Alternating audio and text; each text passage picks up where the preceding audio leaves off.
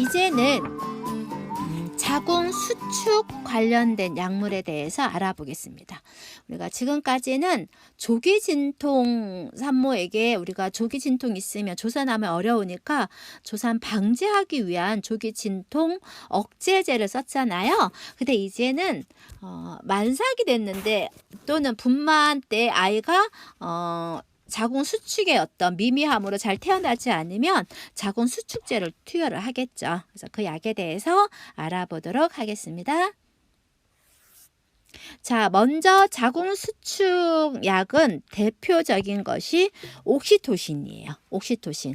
자, 얘는 옥시토신 수용체를 통해서 앞전에랑 마찬가지인데 그 세포 내 칼슘 농도를 증가시킴으로 그 자궁의 평활근을 수축시켜주는 약이에요. 그래서 옥시토신은 옥시토신 수용체를 통해서 세포의 칼슘 농도를 증가시켜서 결국은 자궁의 평활근을 수축시켜서 자궁을 수축하는 약이고, 그래서 아이를 낳지 못한 분만이 제대로 진행이 안 될 때 유도 분만으로 많이 사용하고 있습니다. 자, 그래서 여기 보면 임신 말기나 또는 분만 직후에 사용하고 일반적으로는 다 IV, 이 약이 용량이 굉장히 위험한 약이거든요. 그래서 여기 보시면 1cc에 1cc인데 1cc에 10유닛 정도 되거든요. 10유닛이거든요. 근데 이것을 다이렉트로 주면 산모는 사망할 가능성이 굉장히 높아요. 그래서 IV에다가 우리 IV 줄 때 5% DW 1리터에 보통 믹스를 해서 많이 주게 됩니다. 자, 그래서 얘 같은 경우는 과량 투여하게 되면 너무나 위험하겠죠. 수축이 막 어마어마하게 오겠죠. 그래서 우리가 처음 투여할 때는 이 약을 조금 줘요. 저용량으로 시작을 해서 점점점 약을 증량시키는 것이 특징이고, 이 증량시킬 때 병원마다 프로토콜이 있어요. 그래서 시간마다 조금씩 증가시킬 수 있도록 해야 됩니다. 그럼에도 불구하고 우리가 과량 투여하게 되면 문제가 뭐가 생기냐면 수축이 과도하게 되니까 고긴장성 수축과 또 강직이 온다든지, 그래서 우리가 태반이 미리 떨어지는 거나 정말 안 좋은 케이스는 자궁 파열이 오거나 열상이 있거나 갑자기 확 내려가면서, 그래서 출혈 문제나 이런 양수색정증 가능성이 굉장히 높다라는 것을 알 수 있습니다. 잠시만요. 여기 뒤에가 보면은 뒤에서 얘기하고, 우리 부작용을 보시게 되면 이 옥시토신을 투여하다 보니까 용량이 조금 조절하지 못하는 상황에 있을 수가 있겠죠. 그러면은 부작용으로 얘가 옥시토신이 우리 항이뇨 호르몬이잖아요. 아니 다시 자궁 수축제잖아요. 그런데 옥시토신은 내하수체 후엽에서 분비되는 것으로, 내하수체 후엽에서 분비되는데 이때 같이 분비되는 것이 ADH, 즉 안티디우렉틱 호르몬, 항이뇨 호르몬이거든요. 이 항이뇨 호르몬과 옥시토신이 내하수체 후엽에 있단 말이지. 그래서 분자 구조가 둘이가 비슷해요. 옥시토신과 항이뇨 호르몬이 분자 구조가 비슷해서 이 옥시토신 역시 항이뇨 작용이 나타나서 항이뇨, 소변이 배설되지 못하는 작용과 수분 중독, 아주 심한 경우는 정말 수분 중독 현상이 나타나겠죠. 그러면서 처음에는 물론 저혈압이 나타나요. 그러다가 수분 중독이 심해지면 고혈압까지 가게 되는 것이 특징입니다. 그러면 여러분, 이게 고혈압을 갈 정도면 이제 그때는 이미 우리가 머리도 아프고 이 통증이 오고 혈압 올라가고 이런 상황이 벌어지게 되죠. 자, 그러면서 또 과다 수축이 오면서 호흡도 짧아지고 또 청진시에 그르렁거리기도 하고 또 맥박이 벌렁벌렁하는 빈맥과 항이뇨 있으니까 요 배설량이 감소되고 아주 심각한 경우는 경련을 일으키다가 사망하는 경우가 있습니다. 그래서 우리가 간단하게 이 아이오 체크를 해서요, 항이뇨 소변 배설이 잘 되고 있는가, 자궁 수축이 적정한가, 그거를 사전에 조사를 해야 되는 겁니다. 만약에 이런 증상이 나타나면 일단 즉시 옥시토신 스탑, 을 해야 되는 겁니다. 그럼 뒤에서 우리가 어떤 상황인지 한번 살펴보도록 하겠습니다. 네, 여러분. 그래서 옥시토신을 중단하는 경우를 살펴보면은 중단하는 경우에는 이제 후기감퇴, 즉 우리가 만기하강이라고 하는 후기감퇴나 또는 심한 가변성, 변이성 감퇴가 심하다든지 또는 태아 질식 징후가 나타나는 경우나 태변 배출, 특히나 두정이일 때 태변 배출하는 경우나 또 자궁 수축 간격이 2분 이내로 들어가면 안 되죠. 죄송해요. 우리가 마지막에 분만 1기, 2행기나 분만 2기에는 2에서 3분마다 수축이 와야 되거든요. 근데 그 이내로 오게 되면 이완기 확보가 어렵기 때문에 자궁 내 산소량이 이제 절대적으로 부족한 상태가 될 수 있어요. 그래서 자궁 수축 간격이 최소 2분 이상은 돼야 됩니다. 그리고 수축 기간이 90초 이상 되게 되면 그야말로 파열 가능성이 높고요. 또 자궁 내 압력이 75 이상 돼도 위험하고 만약에 90이다 그러면 거의 파열 가능성이거든요. 근데 옥시토신을 중단하는 경우는 내압이 75 이상인 경우고 기타 이제 고혈압 등이 나타나게 되면 바로 옥시토신 스탑을 해야 됩니다. 그래서 우리가 옥시토신 관련해서 간호중재를 하게 되면 먼저 태아 상태를 사정하는데 특히 태아 전산소증이나 태방 기능을 감시를 하는데 이러려면 우리가 봐야 될 것이 아이의 피탈 레이트를 감소해서 노말 범위에 있는가 없는가 확인하고요. 얘보다 떨어지기 시작을 하게 되면 이제 저산소증, 태아 곤란증이 발생하겠죠. 그리고 만기하강이나 뭐 이런 것이 있으면 바로 중단하고 그때 여러분들 여기서 중단하게 되면 옆으로 눕히고 산소 주고 그 다음에 또 같이 기억을 해야 될 것이 수액 공급을 해줘야 돼요. 하이드레이션을 시켜줘서 혈액 속에 있는 옥시토신을 좀 희석할 수 있도록 해줘야 됩니다. 자, 그러면서 수축 시간이 60초 이상 되잖아요. 일단 일시적인 투여를 중단하면서 우리가 주입 속도도 좀 감소시키고요. 자, 그리고 아이오, 항이뇨에 대한 감시를 지속적으로 해야 되고 만약에 이것이 실패하게 되면 제왕절개를 해야 되는 겁니다. 그래서 여러분 우리가 수업 시간에 예전에 배웠지만 자궁 수축에 그 오는 발음이 안 되네요. 적정 자궁 반응이라고 있어요. 적정 자궁 수준이 어느 정도냐? 그럼 생각해 보면 우리가 아까 여기 2, 3분마다 하나 와야 되죠. 내가 빨간색으로 해볼까요? 여기에 자궁 수축이 2, 3분마다 오는 것이 좋고 그다음 그 이내로 들어오면 안 되겠죠? 그 다음에 수축 기간이 아까 90초면 위험하다 그랬잖아요. 그러면 여기 이상 되면 안 되니까 두 번째 자궁 수축이 보통은 45초에서 60초 정도 하거든요. 자궁 수축 기간이 45초에서 60초가 또 적정하겠고 그 다음에 강도도 우리가 거의 비슷해요. 60에서 70 특히 분만 2기에는 60에서 70 압력이 적당하고 그러니까 여기는 안 써있지만 이완압도 있거든요. 그래서 이완압은 우리 그 8에서 12 mm Hg가 적당하고 그 다음에 기라고 해야 되나? 이완기가 있는데 적어도 몇 초였었어요. 우리 예전에 배웠던 거 적어도 30초 는 확보를 해야 되는 겁니다. 그래서 우리가 옥시토신을 주게 되면 이 지금 1, 2, 3, 4, 5 이 자궁이 적정하게 반응하고 있는가를 여러분들이 잘 관찰해서 미리미리 약에 대한 용량을 조절할 수 있도록 해야 됩니다. 자, 두 번째 자궁 수축 약물은요. 여기에 메덜진 또는 엘고노빈이라는 약인데 얘도 자궁 수축제인데요. 보시게 되면 분만 직후에 보통 사용하게 되고 분만 전에는 사용하지 않습니다. 태아한테 영향 미치는 걸로 나타나기 때문에 분만 전에 사용하지 않고 분만 직후에 아이 낳고 투여를 해요. 근데 이때 이 메덜진이 중요한 것이 고혈압 환자한테 투여할 수 없습니다. 얘가 수축을 할 때 어떻게 하냐면 수축할 때요.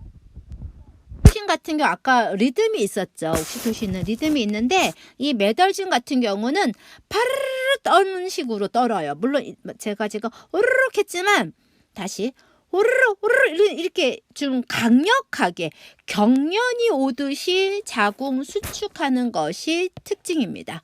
자, 그러다 보니 고혈압 환자는 어떻겠어요? 고혈압 환자는 혈압이 더 올라갈 수밖에 없고 더 위험한 상황이 있기 때문에 고혈압 환자한테는 메덜진을 투여하지 않습니다. 그래서 여러분, 메덜진은 언제 투여하지 않는다고요? 네, 분만 전에 투여하지 않고 고혈압 환자한테 투여하지 않는다라는 거. 기타는 아이 낳고 나서 자궁 태축을 유도하기 위해서 많이 투여하고 있습니다. 나머지는 참고로 읽으세요. 자, 그 다음에 프로스타글란딘이 있는데요. 자, 프로스타글란딘 하면 자궁 수축약이라고 제가 앞서서 얘기했는데, 그래서 여러분 2번 보세요. 우리가 그 임신과 관련 없이도 생리할 때, 우리가 여성분이 생리할 때 되게 통증이 오는 경우가 있어. 월경 곤란증, 월경통이 있는데, 그 원발성으로 프로스타글란딘이 조금 더 많이 나오는 사람이 있죠. 다른 질병 없이, 기저질환 없이 월경통이 심할 때는 보통 프로스타글란딘 문제이기 때문에 프로스타글란딘 억제제를 사용하게 되는 겁니다. 근데 이것은 이제 일반적인 생리할 때 얘기고, 우리가 아이 낳을 때 분만 때는 이 프로스타글란딘을 언제 쓰느냐면 자궁 경관을 연화시키는 작용을 할 때 씁니다. 여러분, 우리가 자궁 경관이 소실되거나 개대할 때 자, 여기가 소실 2.5cm 되는 경부가 완전히 종이짝처럼 얇아지는 것을 소실이라고 한다 그랬잖아요. 그런 다음에 문이 열리는 개대가 일어나는데, 이렇게 소실과 개대가 일어나려면 첫 번째 조건이 뭐냐면 자궁이 부드러워야 돼요. 연화돼야 되거든. 그래서 애기 만삭이 40주가 됐는데 41주가 됐는데 아이가 나올 생각을 안 하더라. 분만이 지연되더라. 우리가 지연분만이라고 했었죠. 그런 경우에 대부분의 산모들을 보면 자궁 경부가 약간 단단해져 있는 사람들이 많아요. 그럴 때는 프로스타글란딘을 질 쪽에다, 또는 뭐 항문 쪽에도 가능해요. 보통 질 안에 넣어줘서 우리가 자궁 경부를 부드럽게 해줄 때 많이 사용하는 약 중에 하나입니다. 그러면서 옥시토신에 대한 자궁 근육의 민감도를 높여서 자궁 수축에 더 이제 자궁 수축을 유도하는 데 도움이 되는 겁니다. 자, 여러분들 프로스타글란딘 하면 자궁 경부 연화하는 데 쓰이고, 또 생리통이 있다라는 거 잊지 마세요. 생리통이 발생할 때 생리통 완화를 위해서 프로스타글란딘 억제제로 사용한다라는 것 있습니다. 자, 기타 약물로 들어갈게요. 자, 기타 우리 책에 나오는 것이 헤파린입니다. 자, 헤파린은 항응고제로서 태반을 통과하지 않는다라는 겁니다. 태반 통과하지 않아요. 그래서 이걸 왜 써놨냐면 얘 때문에 써놨어요. 와파린은 여기 조금 확대해서 보면은 여기는 안 써놨네요. 여기 와파린은 임신 등급 D등급이에요. 자, 여러분 D라는 것 있죠. 임신 등급 D라는 거는 태아한테 영향을 상당히 미치는 거예요. 그래서 와파린이 그런 약이거든. 그래서 여기 보시면 임신 초기, 중기, 말기가 있는데, 아이가 뼈다구가 연골이 형성이 문제가 생긴다든지 중추신경 문제, 출혈 이런 문제들이 있기 때문에 임신 때는 와파린을 투여하지 않습니다. 굉장히 여기 보면 임신 기간 동안에 위험하다. 와파린이 그런 위험한 약으로 분류가 되어 있어서 투여하지 않고 헤파린이나 저분자량의 헤파린을 투여하는 것을 원칙으로 하고 있습니다. 그런데 지금 이 상황에서는 여러분, 우리가 산후 대퇴혈전성 정맥염이다. 그래서 오른쪽 그림 보세요. 이게 대퇴혈전성 정맥염이잖아. 그래서 여기 보시게 되면요. 여기 따라서 빨갛게 되어 있잖아요. 그래서 이런 환자분들은 우리가 혈전을 어쨌든 간에 녹여야 되는 거죠. 그래서 쓰는 것이 헤파린을 쓰게 돼요. 그래서 허벅지에 뭐 골반 쪽이 통증이 있나 한쪽 종아리가 붓고 후끈후끈하고 이런 증상이 나타날 때 헤파린을 사용하게 됩니다. 그러면서 간호중재가 되게 시험에 잘 나오죠. 그리고 환자들한테 중요한 게 어머 빨갛게 됐네요. 제가 없애줄게요 하고 마사지 하면은 안 됩니다. 절대 안 되고요. 그럼 혈전이 떨어져 나가서 그 덩어리가 어딘가에 꽉 박히는 색정 가능성이 있다라는 거죠. 되게 주의해 줘야 되고요. 그리고 이 헤파린을 투여하게 되거나 특히나 이 대퇴혈전성 정맥염이 심각하면 수유 중단해야 되고 또 누워있을 땐 침범된 다리를 올리고 침상 안정을 취해 줘야 됩니다. 그러면 이쯤 되면은 우리가 사는데 아이 낳은 다음에는 이 와파린 투여되는 거 아닌가요? 책도 이게 명확하게 써져 있는 건 아닌데 태아가 우리 그 임신되어 있을 때보다는 덜 위험하다라고 해요. 모유수유에 다 통과하지 않기 때문에 와파린도 괜찮긴 하지만 안정적으로는 헤파린을 투여하게 되는 겁니다. 자, 그 다음에 성선 자극 호르몬은 근래 제가 많이 얘기했는데요. 성선 자극 호르몬 고나도트로핀 릴리즈 호르몬인데 얘는 자궁 내막 증식증 환자나 아니면 우리 무슨 환자? 내막암 환자나 이런 경우에 가성 폐경을 유도한다 그랬죠. 그래서 가성 에스트로겐 분비를 억제해서 가성 폐경을 유도한다고 얘기했었고 또 자궁 근종 환자들한테 크기를 좀 줄일 때도 쓰고요. 여기 보면 크기가 너무 커. 막 14주 임신 14주 크기다. 그러면은 가성 폐경을 유도해서 크기를 줄이는 역할도 하게 되는 겁니다.